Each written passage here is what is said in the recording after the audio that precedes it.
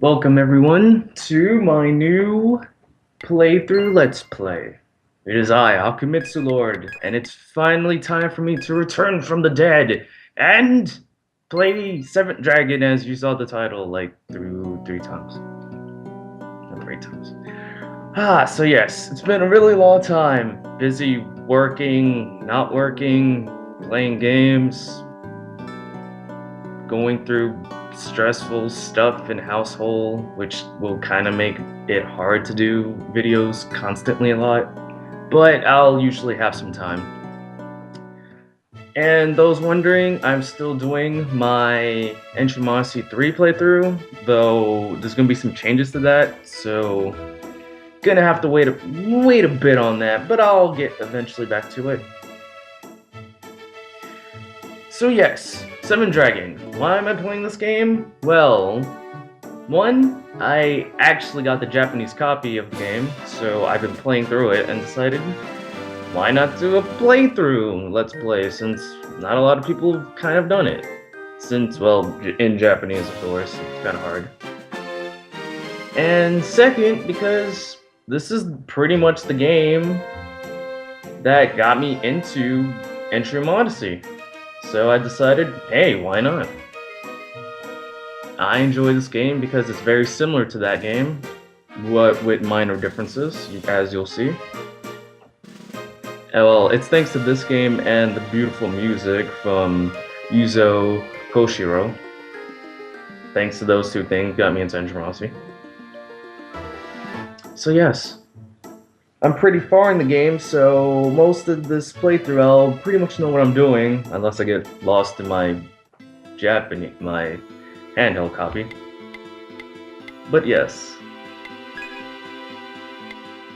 And I'm picking a princess. She'll be the main character, and I shall name her the most beautiful name that I love, based on a character that I love. So as you saw, just like Entry Mossy, you have classes, of course. But unlike Entry Mossy, we can see our character move around, since it's not in first person. And here we are naming our guild, and obviously enough, Gintama for the win.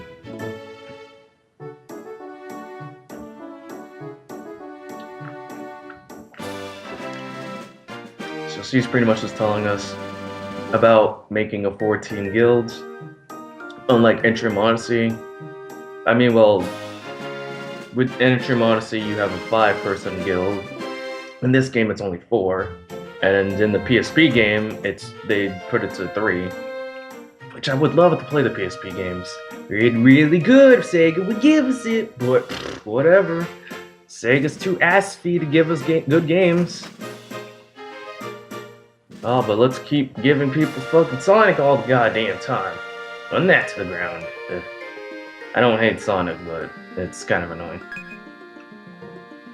Anyway, this is the request, the quest place where I get my quest and stuff. And that guy pretty much tells us that we gotta do 3 little quests if we want to continue on the story. And you have to talk to that girl, that guy, and all the way over here, the person in the house. So let's move on.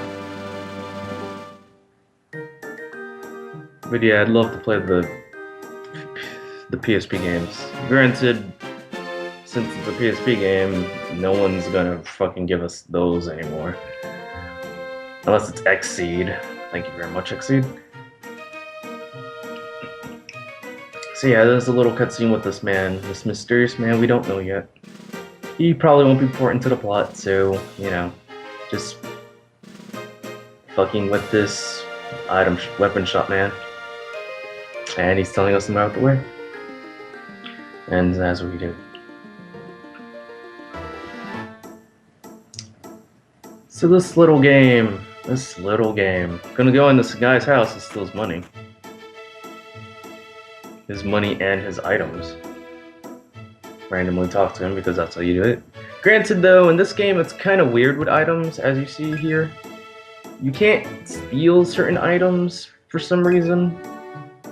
It's like whatever chest you open, the game will tell you, no, don't, you're not allowed, for some reason. It's only with with some item chests. I don't really understand. And it's mostly in people's houses. It's odd. I'm not sure if it's a later kind of thing, but yeah. I'm talking to this weapon shop owner, so I can buy this axe, which would be useful for another character. Not for the princess. Princess only uses whips, which is her only weapon. Princess only weapon. And here's this guy again. Talking to the guild lady.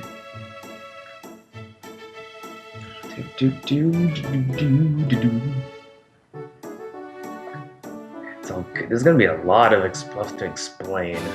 I won't be able to explain much of the story besides the obvious what's happening, as we'll soon see. But yeah, I'll mostly be able to explain the gameplay and how characters work. And as we go, time to finally complete our guild. First, we get a fighter. I'm gonna pick the cat here, girl. I do want to do something a little bit different with some bosses, like kind of swip it up with certain encounters. Than I did on my handheld copy. You get a rogue. It's gonna be very useful, especially with this certain team with the princess and especially with Chloe. And finally, the last character we need. Probably heard my thing start up. Is a healer. I'm gonna go with this young lady. Because why not? I'm gonna go with that one, but yeah. Go Blondie. Go with Blondie.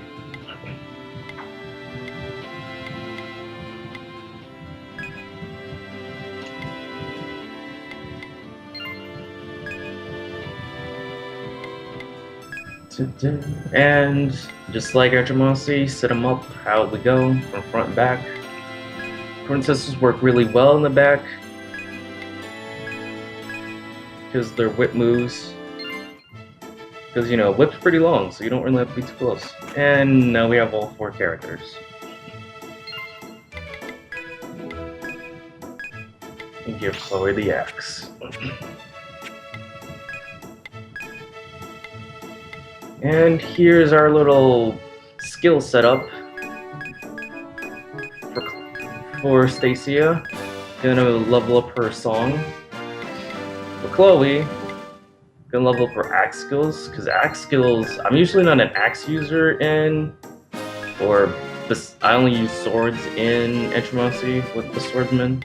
But this game, axe has has a few useful abilities that I can't pass up. Especially with this team I have. So with the rogue, I love his dagger, knife skills, and his footwork, which I'll explain later. And healer, the obvious. Get her heal, because, yeah. I mean, you could start by not giving her heal, but yeah. So yeah, we talk to these people as as you've seen before, we have to talk to the people to get the quest. Unlike with Entromancy, you usually just go to the quest place and just accept the quest. But in this game, the only way you get quests is by talking to people. Like, certain people will give you quests. Then you go to the quest place and accept the quest, and then you go back to the people and learn what you have to do for the quest. Because certain quests you can't do a quest unless you don't know what that person wants you to do. They just kind of give you a brief summary of what their troubles are. Then you go to the quest place, accept it, and then you get to fully know what's going on. If you don't do that, you'll pretty much be lost, even if you're looking at a walkthrough and be like, what's going on? I can't do the quest, because you didn't talk to the person. So this girl wants us to find her 2 lost comrades, as I'll show you where they are, but they're not hard to find.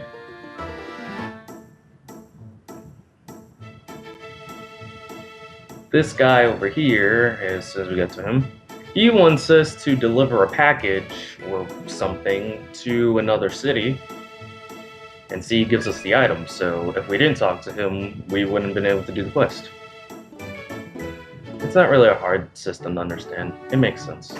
And for the little girl, I don't really have to talk to her since I know what she wants, because she just wants us to get 3 monster drop items.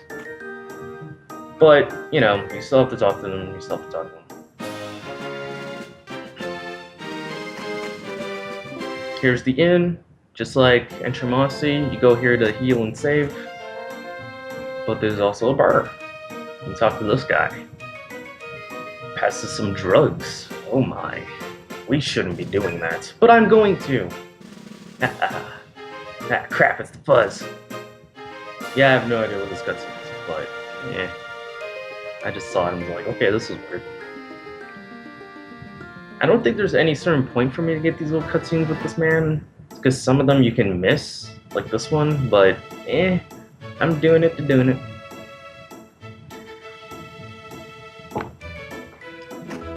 Haven't fully studied on my Japanese as I should be.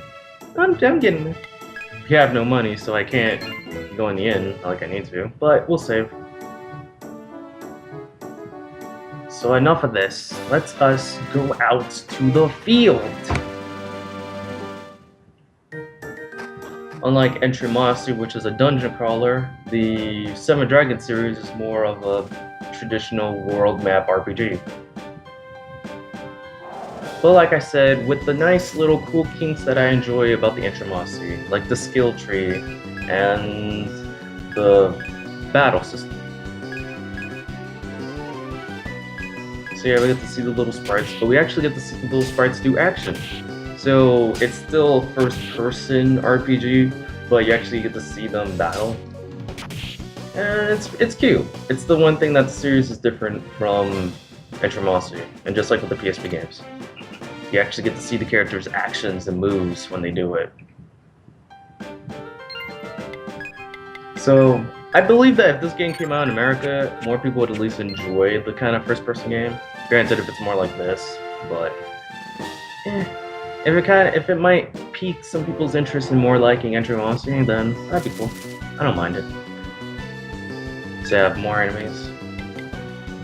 The battle before, I didn't hold down the A button, so battles were kind of slow, but if you hold it, it speeds up. Just like the first and second Entromasi, you hold the button to speed up the battle. Take out this, because these are tough enemies. So in a bit, I'm soon gonna cut off and... well, I'm gonna cut ahead to me, because right now I'm gonna go grind to level 5, since in order to keep going in this game, I have to be level 5. Or I will die. And of course, beat up monsters to get some money. I missed explaining something, but we'll see the monster again, so it's okay. But yeah, that first monster I fought, it drops the 3 items we need, so yeah. Do this little battle and let's go. See that cute little wind animation. And I'll see you guys in a bit.